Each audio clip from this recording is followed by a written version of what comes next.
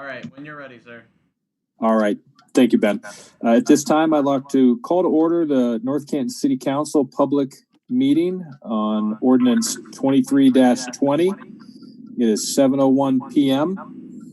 The purpose of this meeting is for council to obtain the public's input regarding the proposed amendment to Ordinance 23-20, zoning laws to modify the regulation of fences, hedges, and retaining walls. We haven't had anybody sign up to speak for or against. So at this time, I'd like to turn it over to our Chief Building Officer, Martin Van Gundy. He is going to go through a brief presentation here regarding this, and I'll let you have it at this time, Martin. Thank you. Thank you, Council President. In light of the signups on that, I'm planning on giving a summarized version of my presentation. Of course, I'm available for questions and any follow-up on that. Now, let me see if, is my screen showing up? Oh, there it is.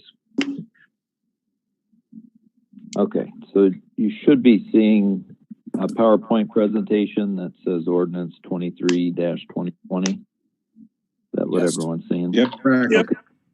Perfect. Thank you. Okay, so the ordinance before you tonight has been presented to Planning Commission, which those recommendations have been incorporated here. And we'll go through a slideshow here that, as I mentioned, gives the summary of the proposed ordinance. The proposed ordinance is 113308E in its entirety. As you see here, this was the stricken section. We have 3 subsections in there. We'll be looking at the proposed 9 subsections to replace that. And the reason that we are increasing the number of subsections was to limit some of the fences in some areas where it doesn't make sense to have color fences, but also give some flexibility where it does make sense. And of the first subsection is E1. Essentially, we're just clarifying the zoning certificates and the requirements thereof and give some exceptions in there. For example, the vegetative hedges and invisible fences, of course, wouldn't make sense to require a zoning certificate on that. So those are not required in this. And E2 is our general section, general requirement. We do establish a site vision triangle. And this is, essentially in several areas of the city in the residential zone. We are increasing what's permitted as the height, increasing that height there. So it was helpful here to identify the triangle clearances for vehicles particularly, so we're not creating obstructions for those vehicles.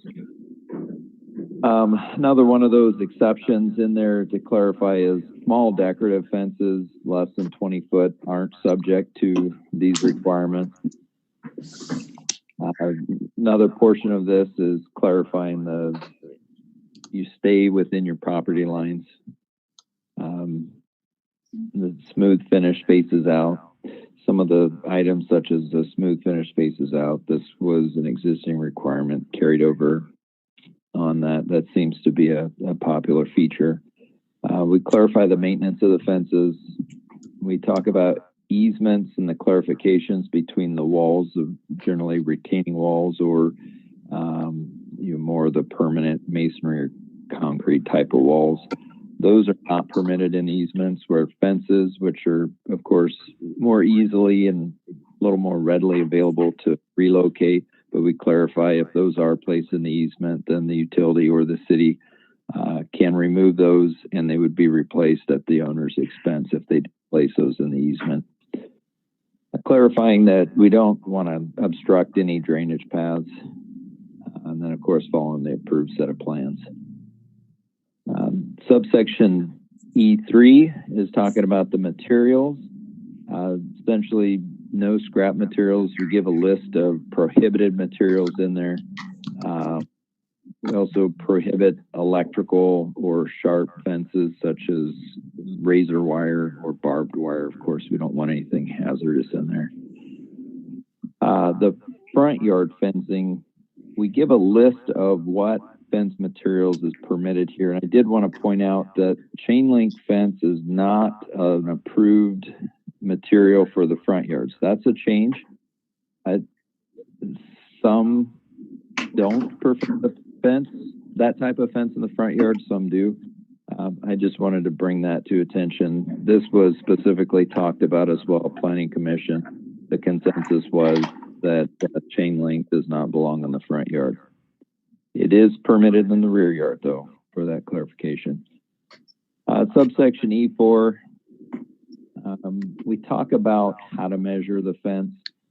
And main reason for that is, we're talking about measuring at the lowest point within 3 foot of the fence.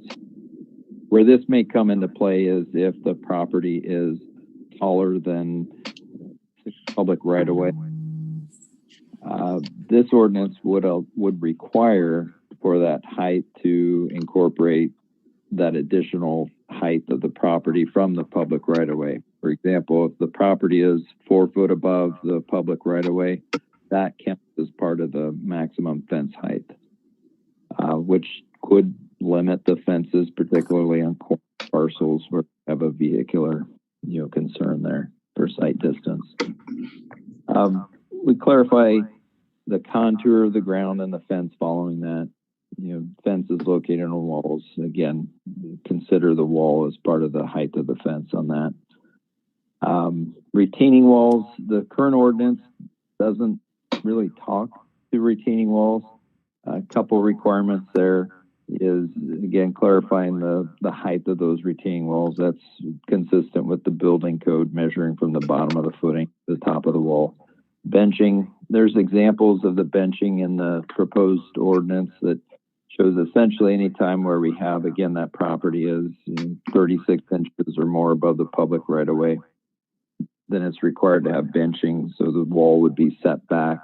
It would go up not to exceed 6 foot if a 6 foot wall was permitted in that area, and they would have to set back the rest of the wall at least 3 foot before going up again with another wall. The last two parts really are talking about consistencies and clarification with the building code. Essentially, retaining walls needs to be designed to support the loads that would be imposed on that wall. Subsection E6, we're talking about, and this is where I think it's helpful to point out that E6 and E7, we're of course talking about front yards and rear yards in there. And so in general, for the front yard in E6, max height of 48 inches, and then we have some exceptions below that. And essentially, if it's greater than 50% of the solid material, that fence cannot exceed 24 inches, which that is consistent with the current language. This is where, as we read on, we start opening up options that where it makes sense to do that. And then the first one is where a rear yard is adjoining another rear yard. If we look again at that diagram in the ordinance, it will show actually two examples of particularly corner side yards where a rear yard is adjoining a rear yard, and that's illustration 1133.08E6A. And in those cases, the wall can have an additional 12 inches of lattice on top of it. So that would be a total of a 5 foot wall, as long as that wall is behind the house. Again, that wouldn't be obstructing any of the vehicular travel at that point and makes sense. The solid fence in other areas may exceed 2 feet when they're 20 foot or more away from the property line, which is parallel to the street. So we're talking about corner side yards again, which typically are treated in the current code as a front yard. So in the R70, it's a 40-foot setback. This says, well, if we're 20 foot away, we can still achieve those sight distances and keep the neighborhood still feeling open.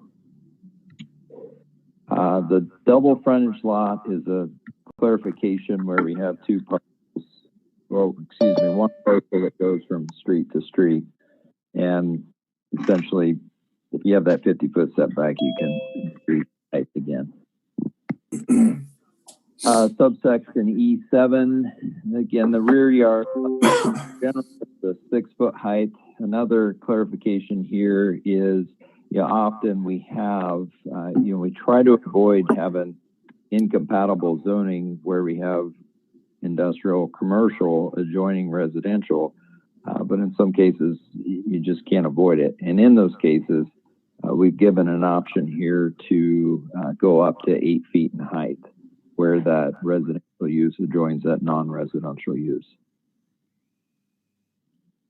Okay, so we talk about temporary fences, just clarification on that for construction fences and snow fences, more from a nuisance standpoint. And then again, upkeep and maintenance, we give some language there for the nuisance to strengthen any of those nuisance violations. Now, as I mentioned, that was the summary on that. I'm available. I'm happy to answer any questions if you wish. All right. Any questions from council? No, explained it well. Thank you. Thank you. Yeah, thank you, Marty. I appreciate all your work on this. My pleasure. Thank you for the opportunity. Well, Jeff, this is Daryl. Let me just add one point to this. I think that this lift and the amount of research that went into this underscores the reason why Pat brought Marty on board. Yeah, I would agree with that. Pretty sophisticated piece of work. Thank you. All right. Thank you. All right. Thanks My again, Marty. I appreciate it. My pleasure. Okay. At this time, if there's no more questions from council or administration for Marty, I'll a motion to adjourn this public hearing. Revolt moves. Second. All in favor, say aye. Aye. Aye. Opposed? All right, motion carries. All right, now I will call to order the North Canton City Council Special Committee of the Whole meeting, June 1st, 2020. The time is 7:15 p.m. Ben, please call the roll. For Revolt, Present. Member Soretta, Here. Member Warren, Here. Member Stroll, Here. Member Foltz,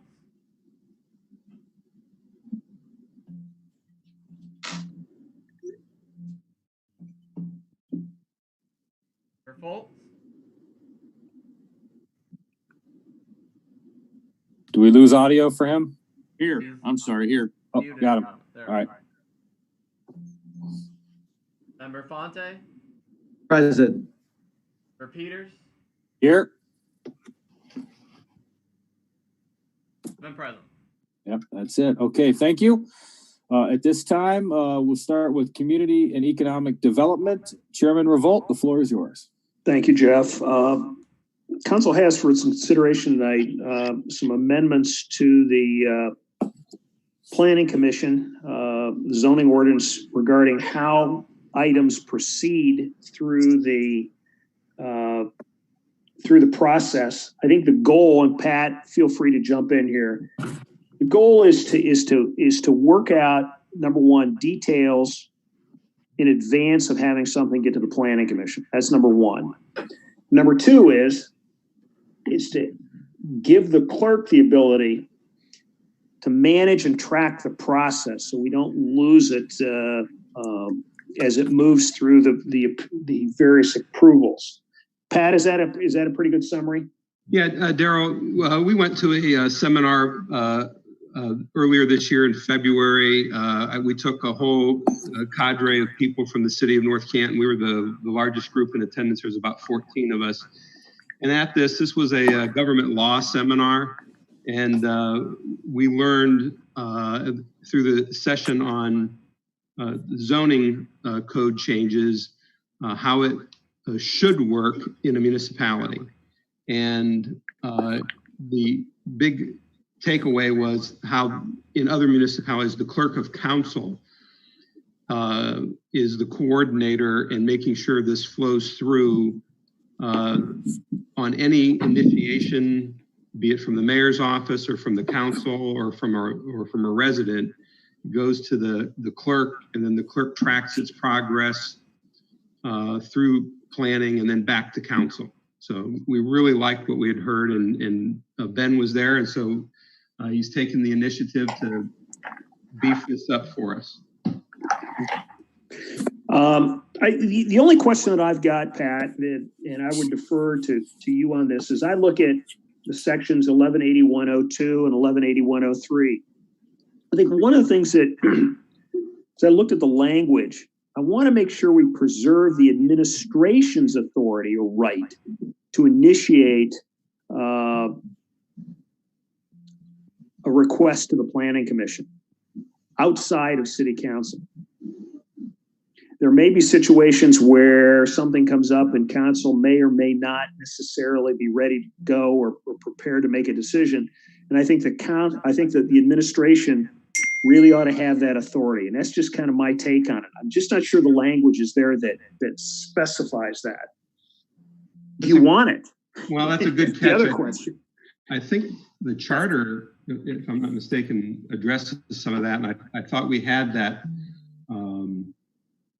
option within the charter that something from the mayor's office can go directly. Well, you can't initiate legislation, but I guess the thing of it is I would like to see, as we talk about the process, I'd like to see something, maybe a line or two written in there that specifically gives you the authority to do it. What's wrong with the way it's written now? It's not there. So it's working fine now, isn't it? No. No, it's not. So what are you suggesting? Well, this is what we're suggesting, is that give the authority to manage the process to the clerk so we can track it from its introduction to the very back end.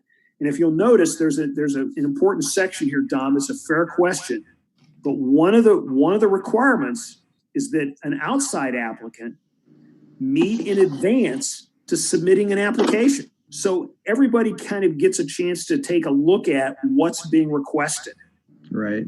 So before somebody hires an attorney, goes out and does survey work or whatever, and gets into the expense of getting permission, we have a conversation first. And I think that's really important. Pat, is that correct? That's correct. That makes sense, guys. Yeah, I guess, coming back to this 118102, I would really, we talk about 3 ways to get this thing. I would really like to have something where the administration can submit it as well. Just like with a normal legislative request. Yeah, exactly. Yeah, number 4, legislative request from the administrator. Yeah, that's what we need, Tim. Yes, sir. Good catch, Tim. That's the way to word it. Okay. We'll do that. Okay. Okay.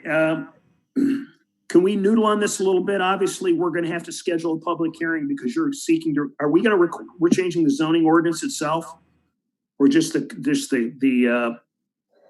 Well, we're not changing the zoning on any property. Just initiation. That's right. Never mind. I misspoke. Senior moment. Okay. Well, would we want to, is there a consensus to have the language cleaned up and proceed with a first reading? Yeah, let's move forward. Yeah, Get that language in there. So we've got 2, 3, 4? I concur. I concur. Okay. Yes. Very good. Okay. Then Tim and Ben, if you'll clean this up, run it past the administration. Yes. That'd be great. Yeah. Okay. Second item here. Yeah, here we go. Yep. The administration is seeking on an emergency basis legislation for the acquisition of a parcel on North Main Street, not to exceed $230,000. This is part of our land banking effort, which will underscore or support our safety building. The parcel in question at 1136 North Main Street is the Duke Station. Is that not correct, Mr. DiOrio? That is correct. So all the requisite back work has been done. A price is agreed upon and the administration is ready to purchase. Yeah, we have a purchase agreement in place, and closing is going to happen shortly. And one of the requisites is that before we actually purchase the property, council has to authorize that process. And so everything is done. Closing will be in like the next 2 weeks, and I wasn't quite sure if we'd be able to get it back to council, before then, if we waited much longer. Okay. Are there any other questions? No, I'm good. Okay, Let's move forward, Daryl. there's 2 of us. Do I have 3 and 4? Yep. Yes. Volts, yes. Stephanie, Claire, and Fulton. yes. Very good. Okay, then we'll have legislation on emergency next week. Great. Outstanding. Thank you. All right. Thank you, Daryl. Appreciate it. Okay. Next up, finance and property. Chairwoman Warren, the floor is yours. Okay, thanks. Actually, we're just kind of looking at allocating some different funds, different places. And so Gina, if you wanted to talk about anything regarding this, that'd be great. Sure. So we'd like to increase $31,100 for the golf course in the general fund. And that is actually just the forfeited security deposit we're going to use to pay for some facilities maintenance at Arrowhead. In the income tax fund, this is not actually additional, but we're just going to change the way that we're recording our income tax. Instead of the net receipt, we're going to record it and gross that up. So our income tax will be reported as revenue, and then their collection fee to Rita will be recorded as an expense. So we're just going to gross both of those sides up. In the general trust fund, the 212, the farmers market is something new. We're going to start receiving some sponsorships for farmers market, and so then we just need an appropriation to be able to turn around and pay some of those expenses for the farmers market. The MSB flags, that was actually a carryover from 2019. The PO had gotten canceled, and so we need to reappropriate that so that we can spend that donation that carried over from 2019. And then in the 214, the compensated absences fund, we had 3 people that had terminated employment or retired. And so we just need to have an appropriation to pay out their vacation, sick time, whatever was due to them upon termination. Total supplemental appropriations, $276,200. So I had asked Gina, I was unsure about the Arrowhead, and so she had explained to me that, and then the other ones seemed like something kind of we have done over the years with the flag moving forward, and then with the farmers market. And just to clarify, I did get an email today from a constituent that thought that the reason that we bought the Kmart property was for the farmers market, and so just to clarify that was not why we did that. Any other comments or thoughts? Okay, thanks, Gina. That was great. Thank you. Great wrap up. And Dominic, thank you for your continued flag. Money's moving forward. We need to thank the sponsors. The Lions Club kicked in $2,500, Rotary kicked in $2,500, and then we had a few other nice little donations. So we want to make sure we thank them for their very generous support. Yeah, and was that additional this year? No, I mean, we had close to, I think, $10,000 last year donated. Yes. And right. So we're still working through that. Yeah. And I know that we had thanked them last year, but it's great to keep reminding. And yeah, we appreciate very much. And for the sponsors too, for the farmers market. So, okay. Thanks, Gina. We'll move that forward. Okay. Very good. Thank you, Stephanie. Moving on. We have rules, ordinance, claims. Chairman Stroya. Yes. Can you guys hear me okay? Sure can. Yeah. Yep. All right. Yep. So we're going to talk about just a discussion, open discussion on the modifications of the rules of City Council. Preface this with a couple things. So as you scroll down through the documents, the first one is the old version, and you can look through, and the ones in red that are stricken are recorded in here. And then following that, you'll see a more streamlined version that says rules of City Council. So I do want to say I want this to be an open discussion. I don't intend to move this forward today. Let's consider it a work in progress and get some feedback here. And And then I also want to read this small part because I think it's being overlooked by some of the people reading this. If any part of the rules should become contrary to local, meaning the city charter, or state law, it shall be considered void. So keep that in mind. So I want to open that up, and to those who have questions on this, feel free to ask. And also Ben, he is this is his baby moving this forward. So please be involved as you want, Ben. Yeah, it's Foltz here. I'm just looking at, so we're starting where we start the red and blue wording. We're changing the committee and council meetings. We're switching dates or dates of the month. Am I reading that right? It's proposed as an idea for just the alternating to go back and forth between the regular meeting and the quote unquote special meeting. Committee meetings committee meetings and council meetings. Is that what you're saying? So instead of the committee meetings are always first and third, council is second and fourth. Of course, we varied that depending on what we need to have done with, as far as working effectively and efficiently with administration. So now we're switching that. Yes. What's the thought process behind that? I think kind of, and Ben, you can speak as to this as well, but you start as a regular council meeting, and if one has to get canceled, then it doesn't, you make sure you get the council meetings in versus the committee of the whole meetings in. So there are two kind of reasons for behind this. It would be, as Troy alluded to, that in council meetings is where we need the 3 readings. So that's where we have a larger need for more frequent meetings. So by switching council to first, third, and fifth, in some months we'll get that 5th Monday, which will give us another opportunity to have a 3rd reading. And then second, it lines up better with the organizational meeting of council, which is typically the first Monday of December. And so under the current structure, what would happen is you have the organizational meeting, and let's say the entire council turned over, swearing all the new council people, then you'd go home. The next week wouldn't be committee, it would be council. Wouldn't have had a committee meeting to get any started.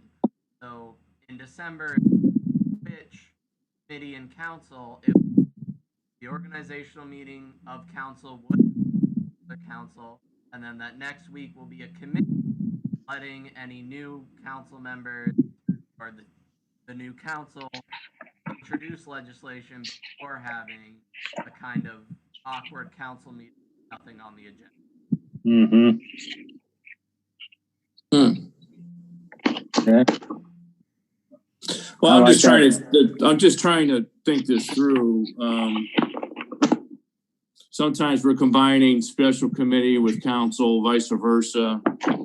It's just flipping this around. I'm not saying it's a bad thing. I'm just saying it's something that once I start looking at this, it's just something we haven't done my tenure here. So it's something new, I guess. That doesn't mean we can't look at it closer. I was just looking for the reasoning. Well, and haven't we been pretty accommodating where if we needed to have that other meeting, that's what I meant, Stephanie. We have. Yeah. Like, I guess I feel like I like how we're reactive and proactive in the fact that if Pat or the mayor or somebody says, hey, we need to do this, there's never been a time where we haven't said we're going to have an additional meeting. That wouldn't change with this. This just makes it more organized and less likely to have to do that. But no, I agree with that.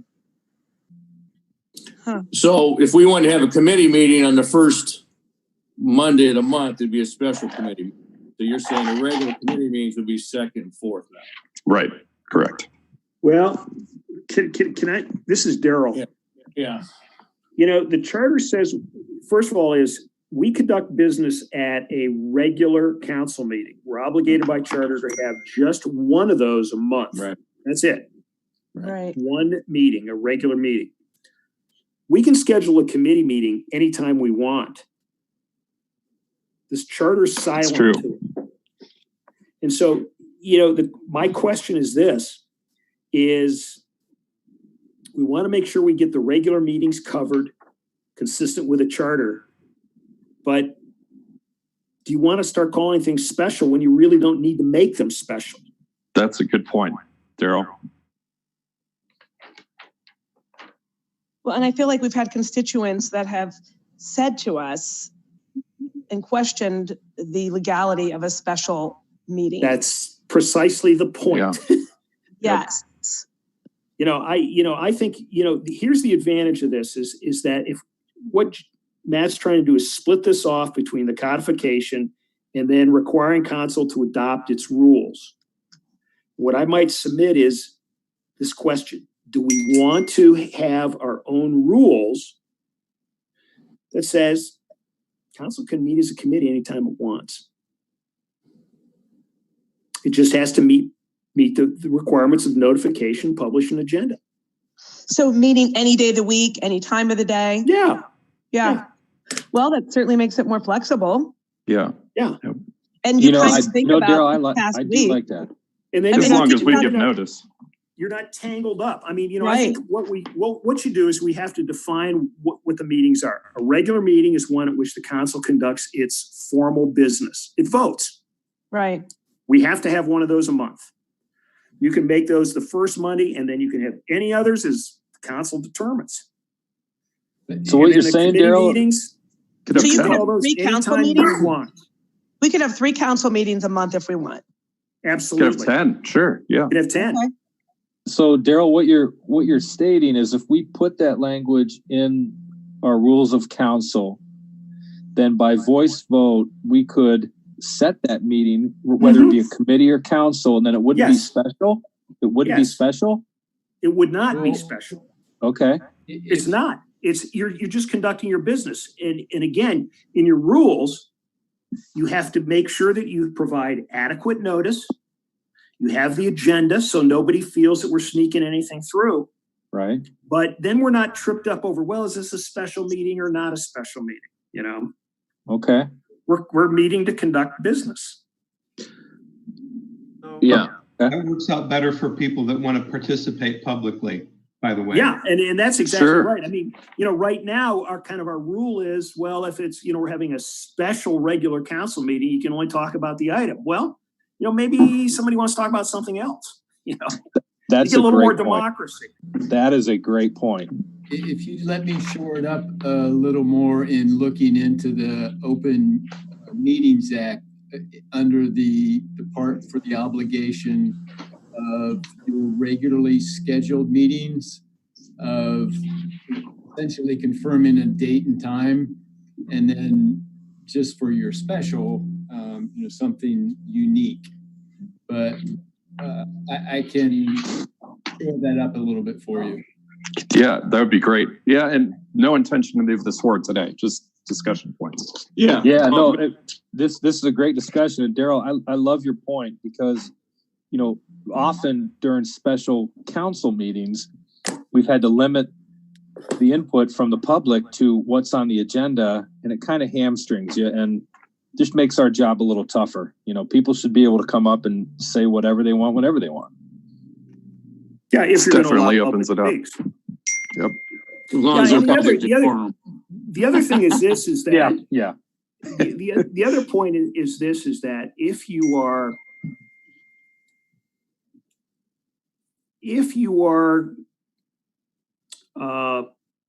setting this by your rule as opposed to an ordinance, you would adopt your rules every year at your organizational meeting, which means that if you want to change it, you can change it. Sure.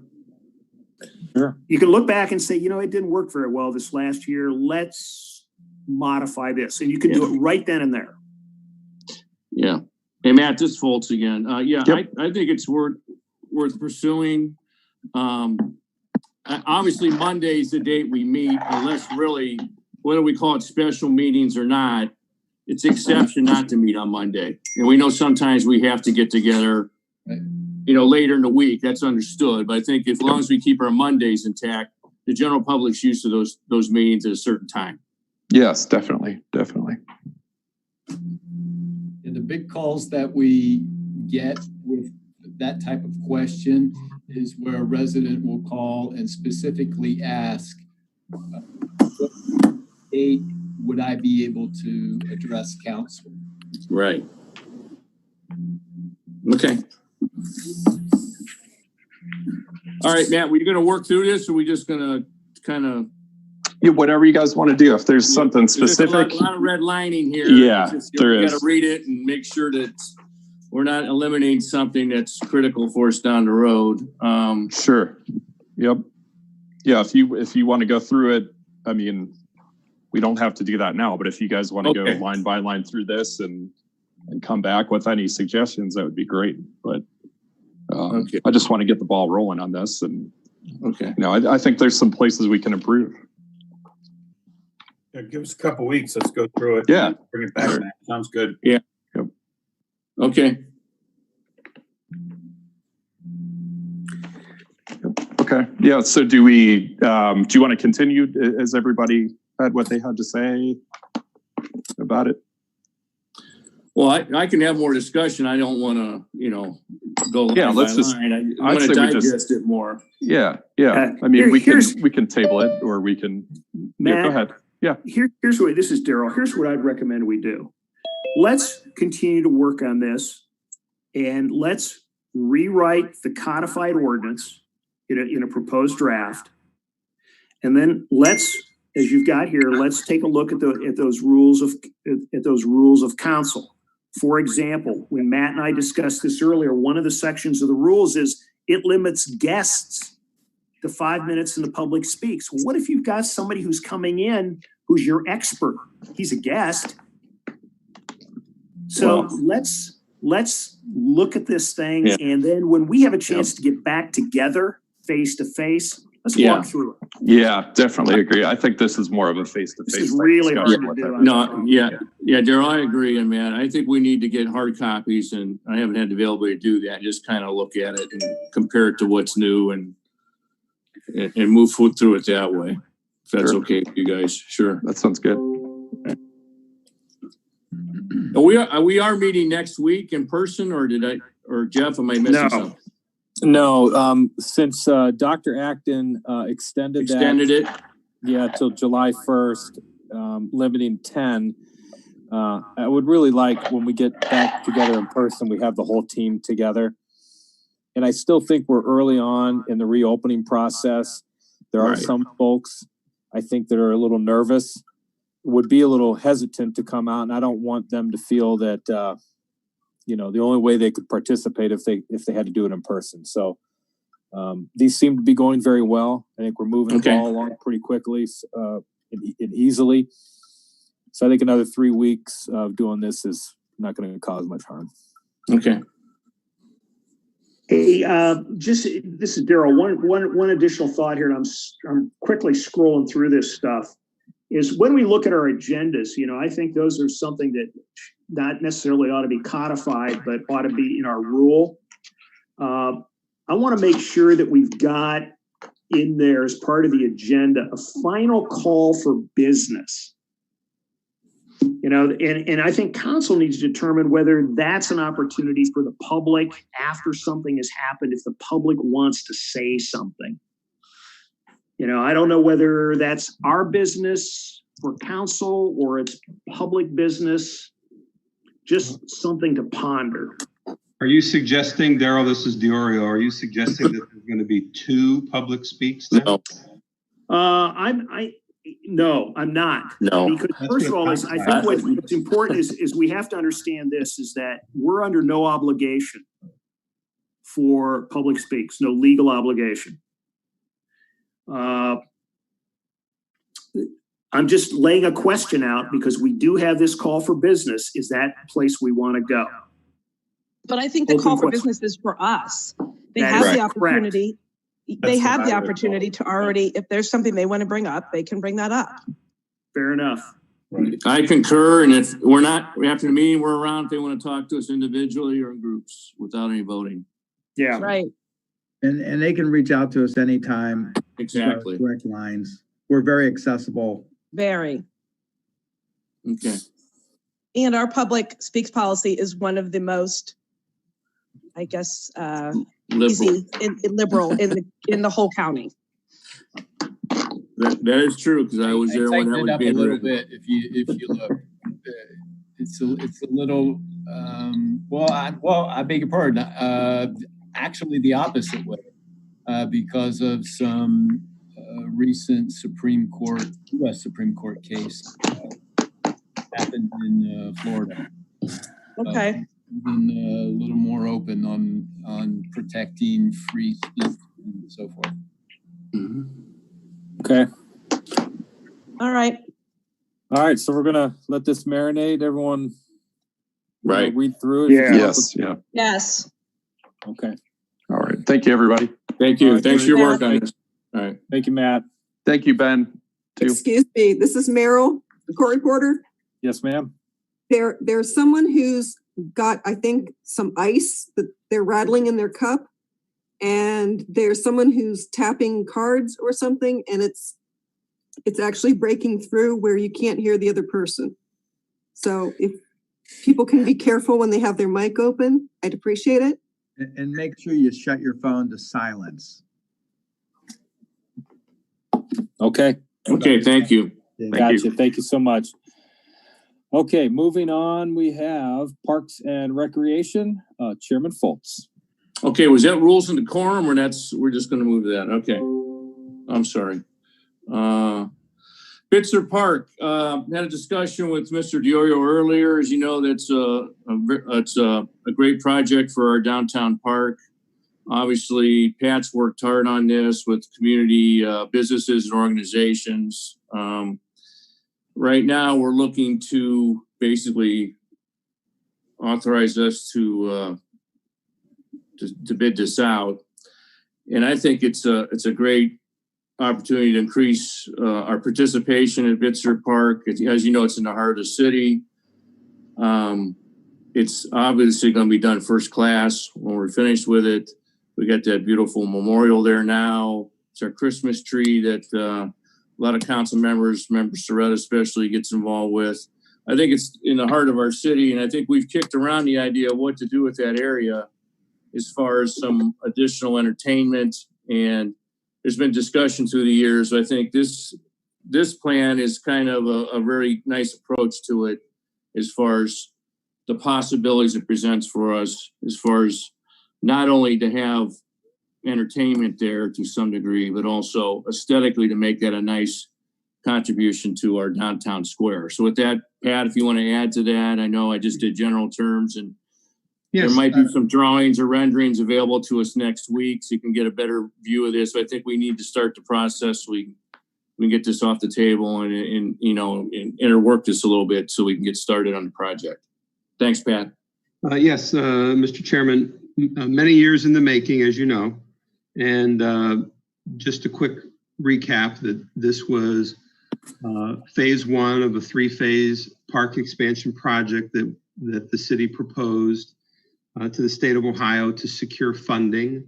We believe that when it's all said and done, it's probably in total around a $6 million renovation. We were seeking $2 million from the state.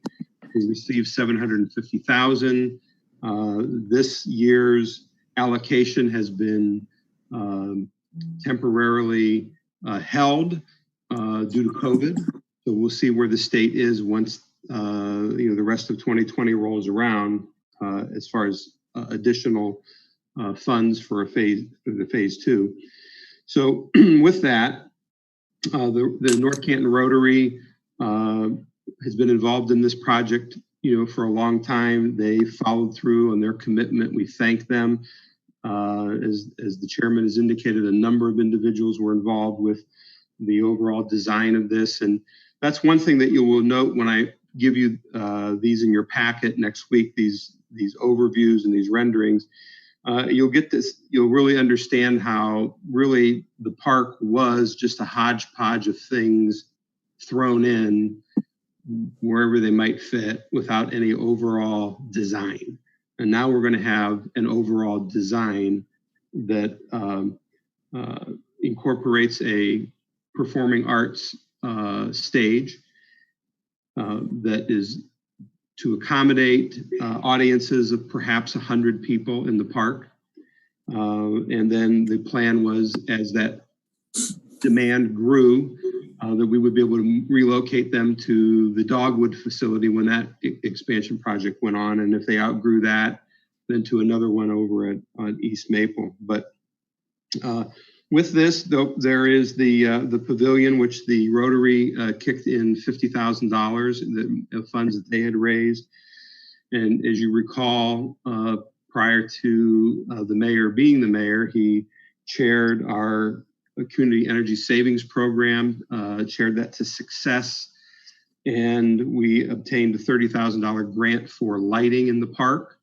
We're opting to use that in Bitzer. Electrical issues have been in the park. It has inhibited us from decorating the park at Christmas. It's caused us some concerns with the Christmas tree lighting over the years. And so now we'll have a full electrical service. We work with American Electric Power. Catherine Farina led the project through to completion here. We've reviewed the bid doc and we're ready to go out to bid. We think that the total cost not to exceed $450,000 is fairly close, maybe a little on the high side.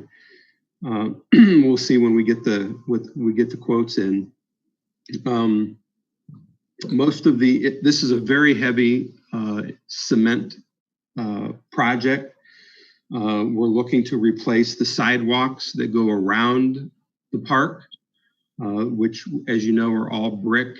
They're all uprooted by the trees, and we're looking to replace that with cement sidewalk with a brick inlay like you see in front of City Hall and some of the more recent development trends that we've been following over there in front of IRG and the like. We'll have some trees that need to be taken down. They've reached the end of their life, or they will soon. If you look close enough, you can see dead parts at the top. And given the situations that have happened here in the last year and a half, 2 years with trees coming down and being uprooted, this is probably the best time to take down the trees that are at the end of their life cycle and replace them with new trees that can grow another 100 years for the next 4 or 5 generations in this community. We just won't plant them so close to the sidewalk where it will cause problems. But other than that, that's just kind of an overview, but I can go into more detail after you look at the renderings and whatnot, unless there's any additional questions right now. And I should mention as well, when we pitched to the state, we indicated that the city portion was going to be approximately 10% of the project cost. And we're achieving that with this project by the use of city labor. As an example, we need additional storm drain put in Bitzer Park.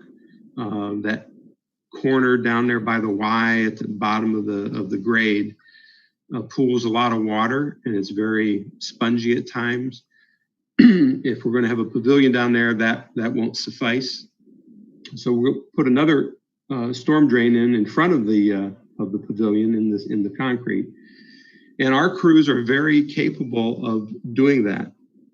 Tremendous amount of experience. So we've written it into the bid documents that whoever the winning contractor is will have to work with city crews, not directing the city crews, but allowing the city crews to come into the construction site and do their portion, which would be to install a storm drain. And so that is one way that we can do it without having direct cash outlays.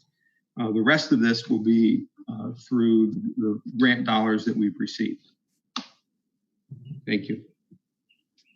Pat, good explanation on this.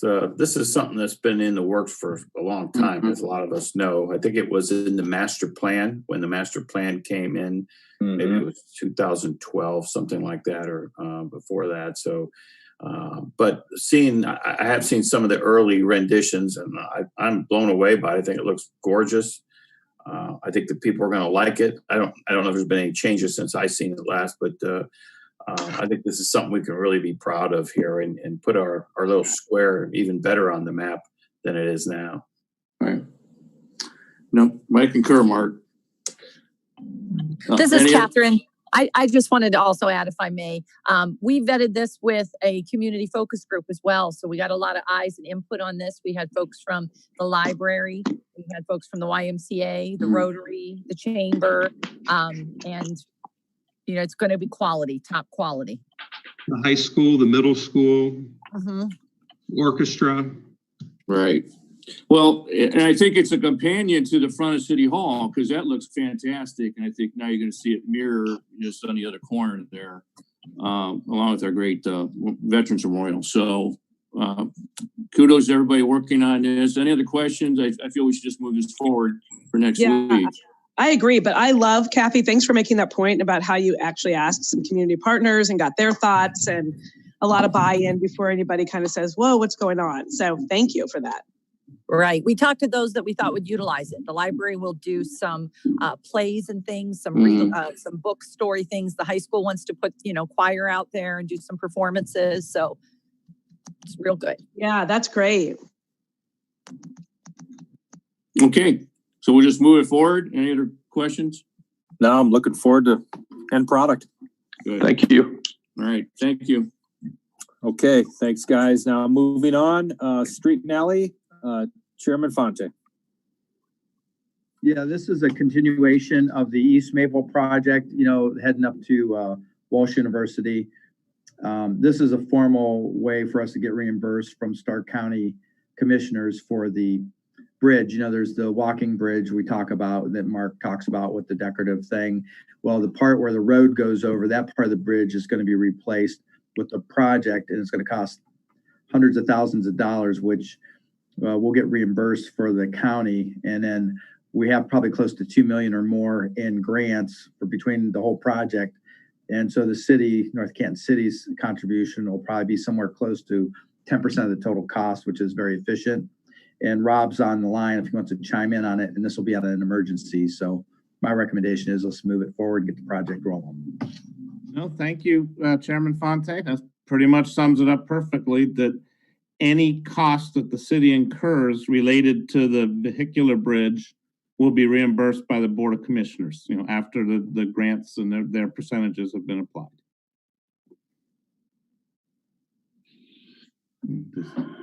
So I say we move forward with this and put it on the agenda and for next week. Okay. Sounds good to me. All right. Thank you, Dom. Moving right along, water, sewer, rubbish, Chairman Soretta. Yes, thank you. This is a water replacement line. I'm going to let Rob talk about it, but it's going down Pittsburgh Road. And as you go down Pittsburgh Road, there's a couple Milton and as it called Carousel little roads that go off, and looks like we're going to need water lines in those areas. Rob, go ahead and take it away. Yeah, nope, that's it. We're replacing. This is phase 1 of our Pittsburgh Avenue water line replacement. We're going to start at Portage and go north to the Corp line. And as you mentioned, we'll get the 2 cul-de-sac streets, or actually Milton's not a cul-de-sac, but Milton and Carousel, the dead-end streets. We have it in this year's budget. We had set aside $750,000 with $500,000 from the 651 account, and $249,500 is a community development block grant for phase 1. And that's what the legislation before us is to go ahead and accept that grant via an agreement with the Stark County Board of Commissioners. When you have CDBG funds, they actually sell the project. They'll pay out that first $249,500. Then they'll send us the invoice for any remaining, of which we set aside about $500,000 of our own money.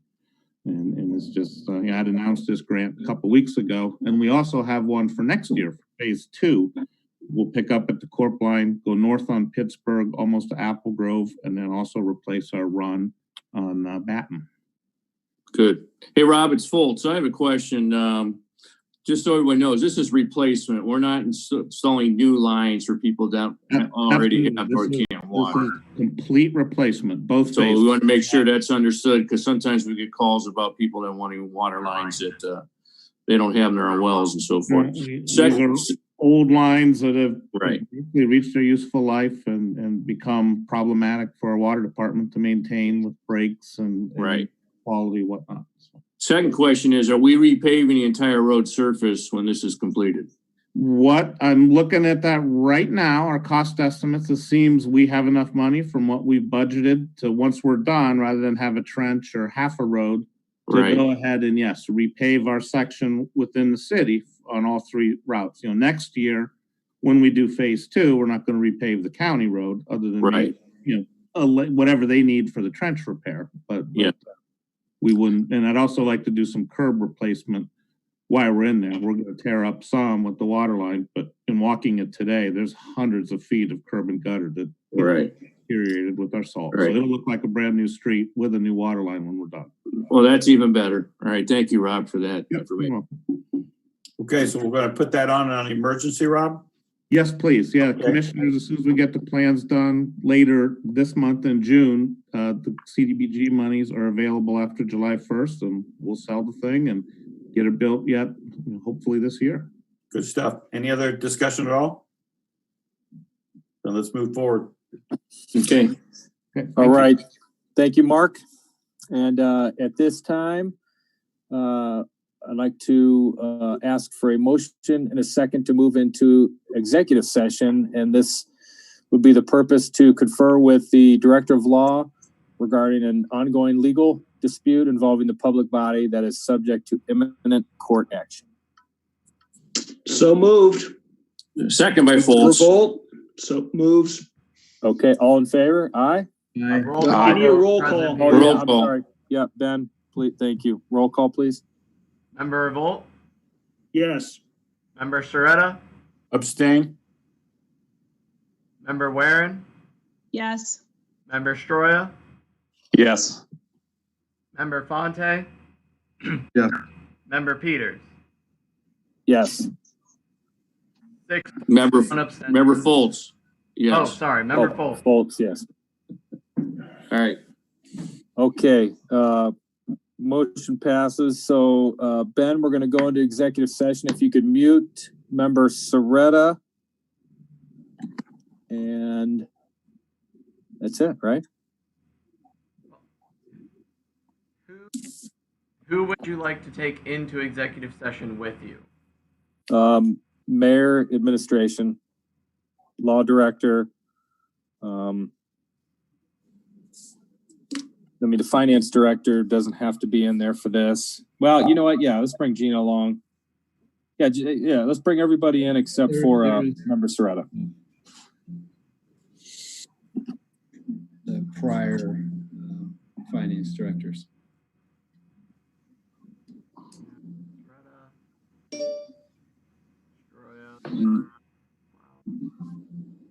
And let me know when we're good, Ben. I will.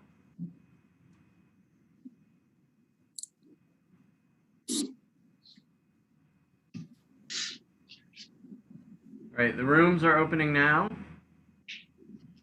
For those watching on live stream, it's going to turn into a buffering circle until such time as council comes out of executive session.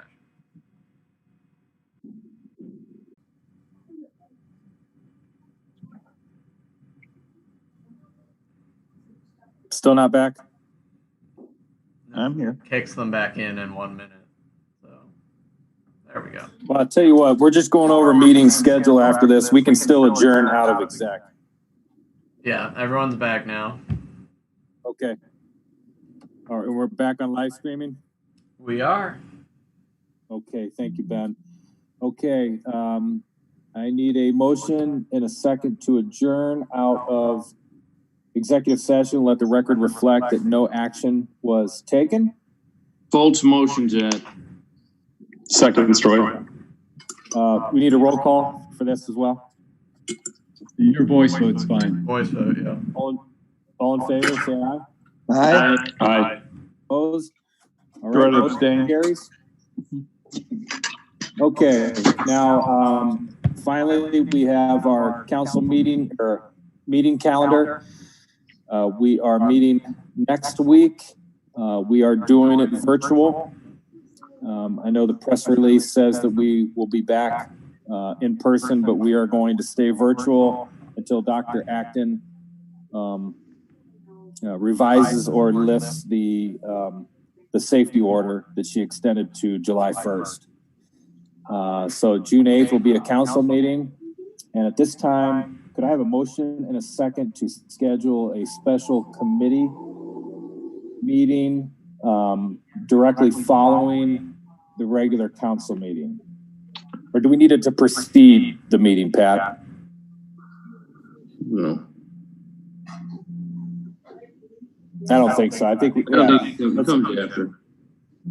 Okay, so may I have a motion and a second to schedule a special committee meeting for next Monday directly following the council meeting?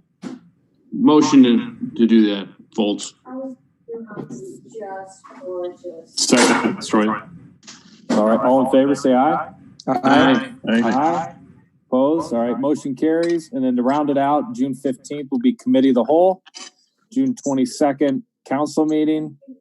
And if needed, June 29th, committee of the whole. These will all be virtual. And that rounds out the agenda. So I will entertain a motion to adjourn.